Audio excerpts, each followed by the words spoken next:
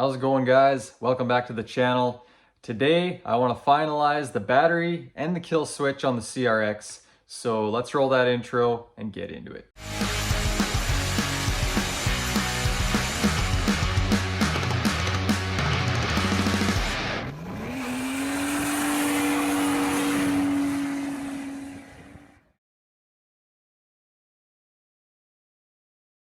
So Tim was down the other day and we got a little bit of work done on the CRX. Nothing too exciting, but we finally got the rear lower control arms with bushings installed.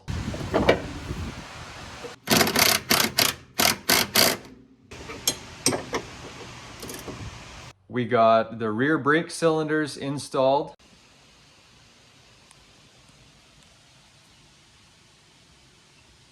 And two of our back tires were leaking. We found the leak and fixed that too.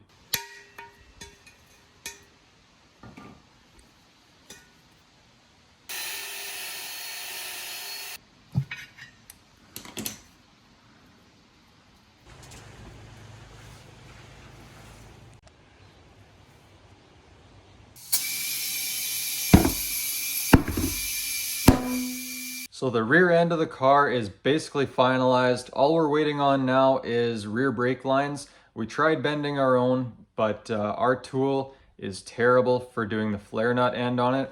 So we're gonna have to pick up some new lines. Once we have those, the back end is gonna be 100%. But like I said, today I wanna work on the battery and the kill switch. So I'm gonna flip the camera around, show you guys what we're dealing with and what the plan is for today. So if you guys remember, I had ended up doing a battery relocate to the back of the car here, and the last time we tried starting the car, we ended up blowing a fuse because of it.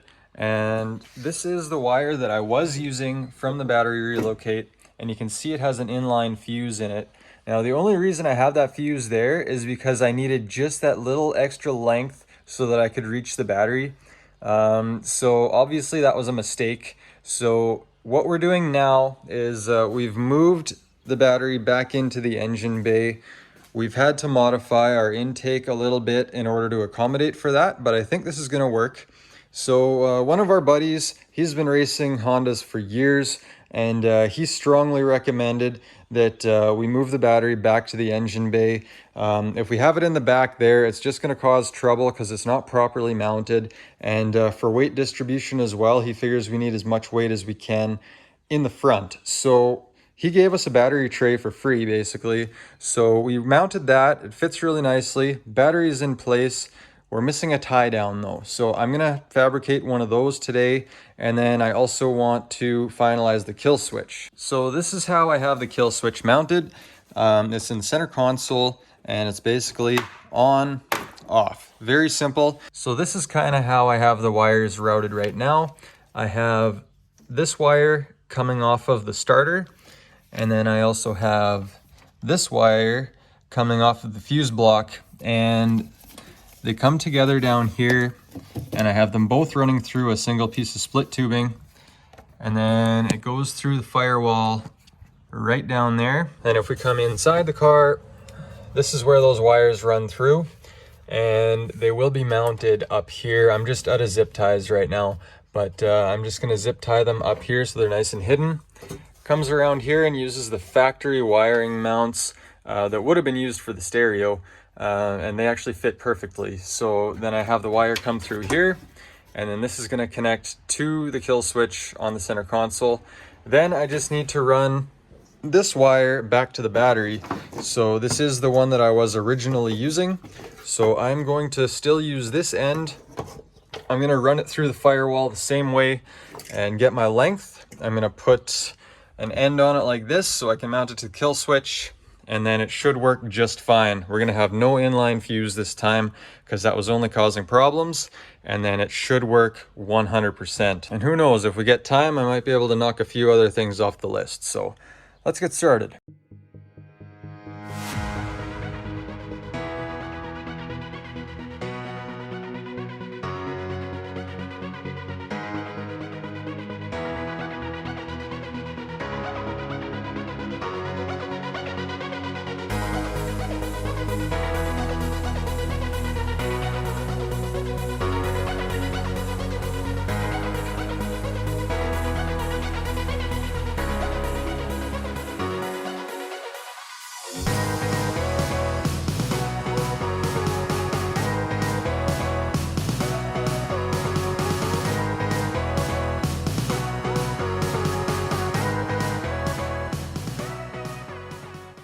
All right, guys, so I got all the wires routed properly.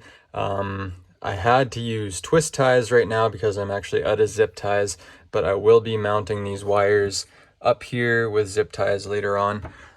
So it's all routed the same way as the other wire was. So this one is finished and just finished up this one.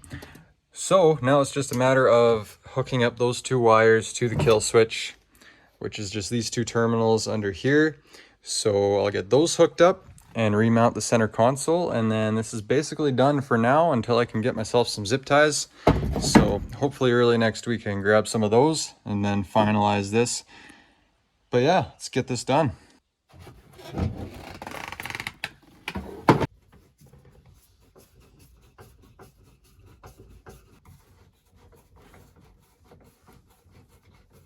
All right, guys, so center console is in, all the wires are routed again, so I think we're ready to test this thing out.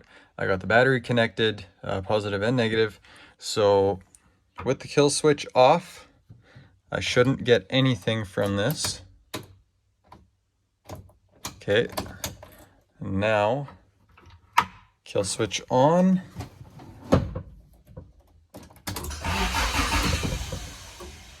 Perfect. So that works. I'm happy with that. Now I'm going to work on making a battery tie down.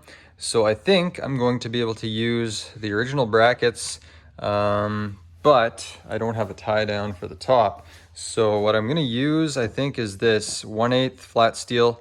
I'm just going to cut it to length and then drill some holes in it, and basically it's just going to run over the top of it. I'm a little worried that it's going to be so close to the terminals and that it's a metal bar going straight across. So I don't know, I might figure out something to maybe wrap this in so that it's not bare metal, maybe like electrical tape or something just to wrap it up. But yeah, we'll see how that goes. I'm going to get to measuring and cutting this out. Should be pretty simple, pretty quick.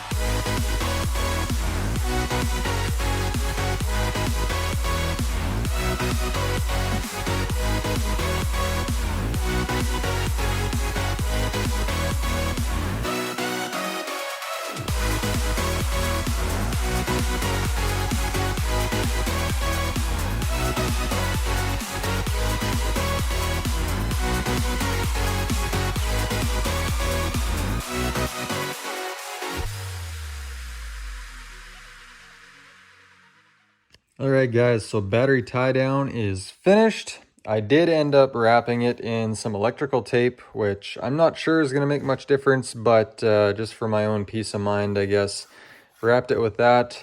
It's pretty solid enough anyway. I don't think that's going to go anywhere. So that is finished. I still got some time left in the day, so I'm going to try installing these polyurethane shifter bushings. So actually our buddy Ian gave us these. He had them sitting around in his toolbox, and he had no use for them, so he handed them to us. So I'm going to drop his Instagram below. Make sure you check him out. But we're going to see if we can get these installed today. So I already jacked up the car, and in doing so, I found a massive oil leak. So I guess when we did the oil change, there was a bit of a problem with the drain plug. So I drained the oil already. I had a look at the crush washer that was on the drain plug, and it was in pretty rough shape. So I'm wondering if that was the problem. The threads actually didn't look too bad on the oil pan or on the drain plug. Even though it kind of turned in a bit hard, the threads seemed okay, and we were able to get it tight. So what I ended up doing is just putting a rubber O-ring on the drain plug. Hopefully that fixes it. We won't find out until I fill it with oil again. But yeah, got the car jacked up, and I found another problem. So to go back under it again, I found out that this lower rad hose is also leaking. So I think I'm going to replace that clamp with a tighter clamp, and hopefully that fixes the problem. It's not too bad. There's just like a little bit of residue down here from it. So I'm going to leave it for now. I just really want to get those shifter bushings installed. So I'm going to work on that first. If I still have a bit of time left, then I'm going to swap out this right here.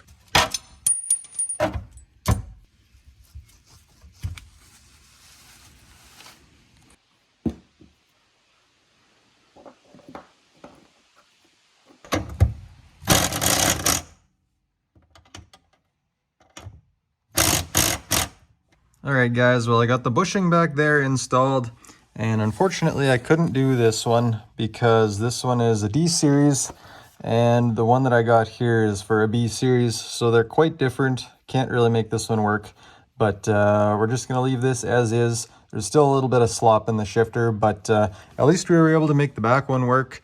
So that is done. What I want to do now is sort out this lower rad hose. As you can see, it is still dripping quite a bit, so I think I'm going to slip this clamp off and see if I can find a tighter one, maybe one that gets tightened with a flathead screwdriver, and see if I can get this a bit tighter and stop that leak right away too. A few moments later.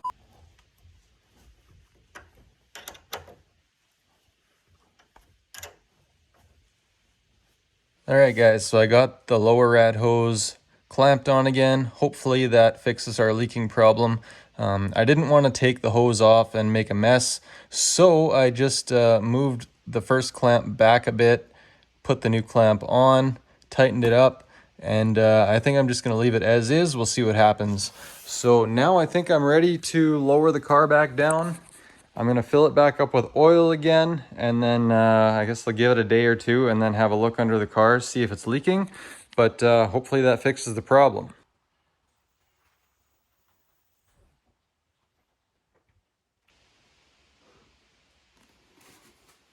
All right, guys, well, I think that's about going to wrap up the video for today. We got a lot of little stuff buttoned up, so I'm pretty pumped about that. The only thing that we're really waiting on now is the rear brake lines, and then we should be able to finally take this thing on its first actual test drive. The only time we've actually driven it is just out of the garage once and back in, because we had no brakes. So as soon as we get those brakes sorted out, I think it's time that we can finally go for a rip and see how this thing does. I did fire it up just briefly today after I got the oil and coolant topped up again, just to see if there was any leaks, and so far there's nothing. So fingers crossed it stays that way, but I guess we'll find out in the next video. So anyway, guys, if you liked the video, give it a thumbs up, drop us a comment below, let us know what you think about the build, and definitely subscribe if you haven't already. But anyway, guys, thanks for watching, and we'll see you on the next video.